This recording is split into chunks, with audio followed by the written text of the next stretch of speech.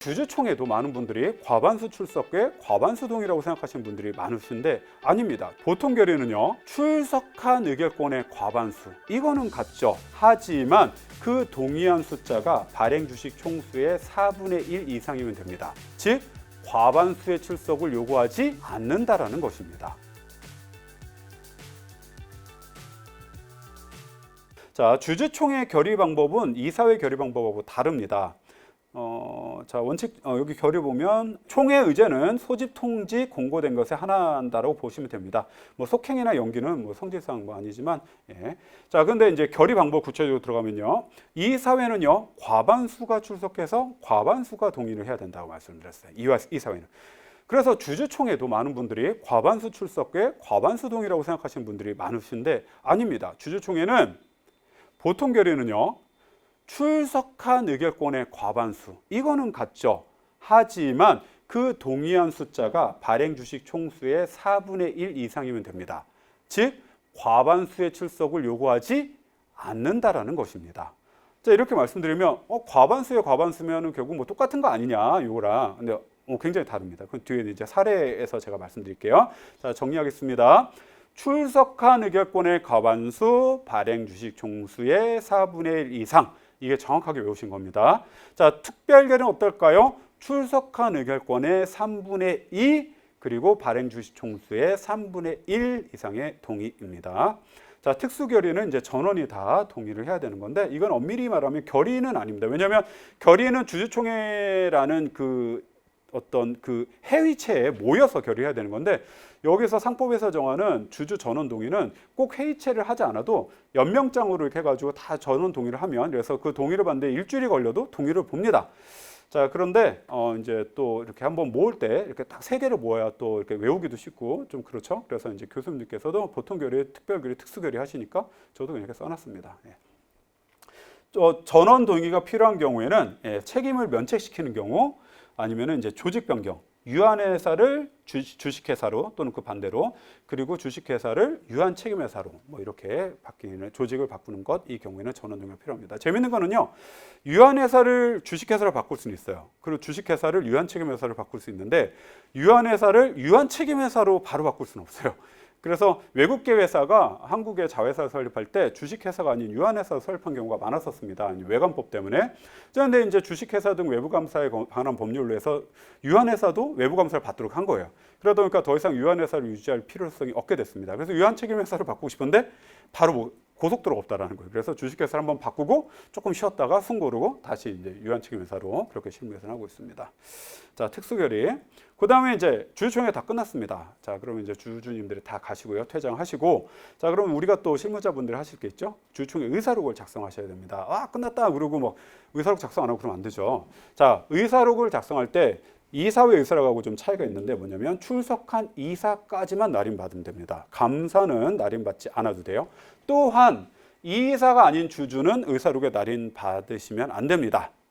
자, 그래서 이제 이걸 잘 모르시는 분들은 주주님들, 특히 비상장사의 경우에 주주님들이 내가 지난번에도 주주총회 때 인감증명서, 인감도장 가지고 오라 그래서 와서 나 뭐 찍었던 기억이 나. 나 의사록에 도장 찍는 게 맞다니까. 그러면 이제 그 팀장님께서 그런가? 그러면서 그래서 뭐 주주총회 의사록에 주주 누구 막 이렇게 도장 받는 경우도 있습니다. 그러면 안 됩니다. 주주님들이 도장을 가져와서 인감도장 가져오고 인감증명서까지 가져오면 이사회 의사록까지 마찬가지로 공증받을 때 필요했던 거예요. 주총의사록. 그래서 자본금감소, 합병 뭐 이런 거 할 때 의사록을 공증받아야 되니까 거기서 필요한 거지 의사록에 날인하기 위해서 필요한 건 아닙니다. 자, 정리하겠습니다. 주주총회 의사록에는 누가 날인하면 된다? 출석한 이사만. 자, 그럼 감사가 날인하면 효력은 무효가 되나요? 아닙니다. 감사가 날인해도 효력은 무효가 안 됩니다. 그런데 왜 이사만 하라고 자꾸 강조하나요? 자, 이거는요, 실무에서 여러분들이 감사까지 날인을 받을 필요가 없는데 감사 날인을 받아버렸어요. 자, 그런데 그걸 만약에 공증을 받아야 된다. 그러면 그 의결권을 위임하신 주주님들, 그 주주님들의 위임장뿐만 아니라 날인하신 임원분들의 위임장도 가져가야 돼요. 인감도장하고. 자, 그런데 감사님까지 덜컥 날인을 받았는데 감사님이 평소 트레킹을 좋아하시는데 이번에 또 히말라야 가셨습니다. 이 감사님이 인감도장을 받으셔야 되는데 감사님 연락이 안 돼요. 그러면 의사록 공증 못합니다. 괜히 받지 않아도 될 감사님 도장을 받기 때문에, 그래서 의사록을 공증받기 위해서는 최대한 거기서 날인한 사람을 법에서 요구하는 최소한 숫자까지만 도장을 받아야지 여러분들이 그 의사로 공증받기가 쉽습니다. 자, 그래서 실제로 그런 일들이 있었어요. 그래서 제가 감사는 필요 없다, 받을 필요 없다 이제 강조를 드린 거고요. 자, 그래서 이제 다 끝났습니다. 자, 끝났는데 이벤트가 어떤 경우 이제 발생된 걸 한번 볼게요. 주주총회를 개최를 합니다. 이제 속행과 연기라는 거에 대해서 한번 살펴보면, 자, 이제 주주총회를 개최합니다. 그래서 뭐 ABC 주식회사의 대표이사님이 지금부터 제3회 정기주총회를 시작하겠습니다. 땅땅땅. 자, 그러면서 제 뭐 이번에 보고안건에 대해서 시작을 하겠습니다. 보고안건 했어요. 그리고 그다음에 처음에 이제 감사 보고 뭐 영업 보고 이제 하고, 자, 이제 보고안건이 다 끝났습니다. 그래서 이제 심의 결의안건으로 들어가도록 하겠습니다. 자, 제 1호 안건 주주총 그거 막 그러고 있는데, 그러려고 있는데 시작도 못하고 이제 보고안건만 하고 막 그러고 있는데 갑자기 의장 막 하는 저쪽에서 튀어나와가지고 막 이거 지금 회사를 이런 식으로 놓고 주주를 우습게 보는 거면 난리가 나는 거예요. 더 이상 주주총회를 진행할 수가 없어요. 그래서 의안에 대한 심의도 들어가기 전에 이건 난장판에 서로 치고받고 싸우고 막 레슬링하고 난리가 났습니다. 자, 그래서 대표 의장님이 거기서 의견을 구하고, 아, 이제 더 이상 이제 오늘은 못할 것 같습니다. 다들 진정하시고 다음 주에 우리 일주일 때 다시 이 자리에 똑같은 시간에 만납시다. 라고 해서 연기하면 이렇게 연기입니다. 연기. 이제 의안 심의는 아직 다루지 못했죠.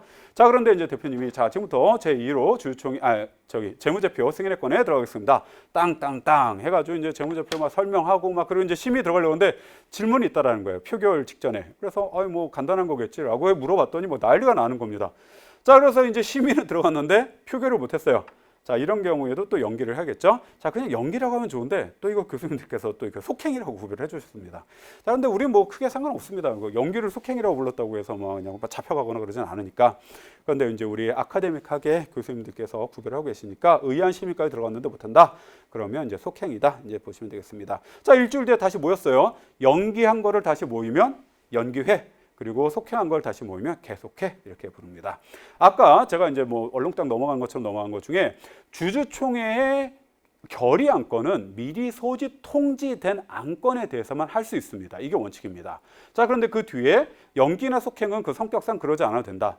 그건 당연한 거죠. 왜냐하면 주주총회 소집 통지에 연기의 건, 속행의 건 이런 걸 넣을 수는 없는 거잖아요. 그렇기 때문에 연기나 속행은 소집 통지 때 통지하지 않고 결의할 수 있습니다. 자, 진짜 중요한 건 뭐냐면요. 여기서 24페이지 중간입니다.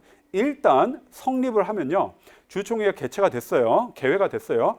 그러면 연기나 속행이나 이름이 중요한 게 아니라 연기든 속행이든 걸 결정을 하는 것을 대표이사, 그 의장의 직권으로 결정할 수 있는 게 아니라는 겁니다. 그럼 어떻게 해요? 출석한 주주총회에 거기서 의결사항으로 정해야 됩니다. 그래서 출석한 주주의 의결권의 과반수를 거쳐야지만 연기를 할 수 있습니다. 그런 의견을 구하지 않고요. 그냥 대표이사가 그냥 연기 속행 빵빵빵 하고 나가버렸어요. 근데 그분이 만약에 과반수를 혼자 갖고 있으면 뭐 괜찮겠죠. 뭐 결의했다라고 간주할 수 있으니까. 자, 근데 그분이 아슬아슬하게 40% 그 출석한 의결권의 과반수가 안 됩니다. 40%밖에 안 됩니다.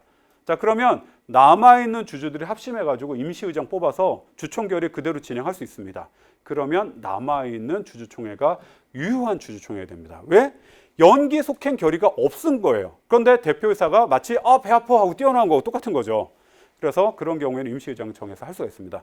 경영권 분쟁 사항에서 예전에, 요새는 사실 뭐 판례라든가 이런 검색도 많이 하고 전반적으로 너무 똑똑해졌어요. 변호사님들도 똑똑해지셨고, 그러니까 변호사님이 아닌 분들 중에서도 상법이라든가 이런 주총 관련된 지식이 굉장히 이제 높아졌습니다. 그래서 요새는 그런 일이 별로 없는데 예전엔 잘 모르는 분들이 있었습니다. 그래서 뭐 주주총회를 하는데 뭐 정관 출신의 변호사님 모시고 있는데 검찰 출신이에요. 그런데 그분이 상법을 본 지가 20년이 됐어요. 그래서 뭐 이렇게 냈었었는데 막 그쪽에서 막 시끄럽게 막 굴고 그러니까 이거 뭐 더 이상 이 사람들하고 얘기가 안 되네요. 그냥 나갑시다. 뭐 해가지고 뭐 딱 나갔어요.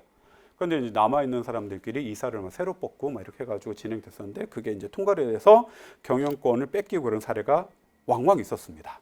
근데 요새는 이제 그런 경우가 없죠. 왜? 여러분들처럼 연기나 속행은 대표이사 단독 결정이 아니라 어떻게 주주총회 결의 사항이다라는 걸 잘 알고 계시기 때문에 자, 이거 주의하셔야 됩니다.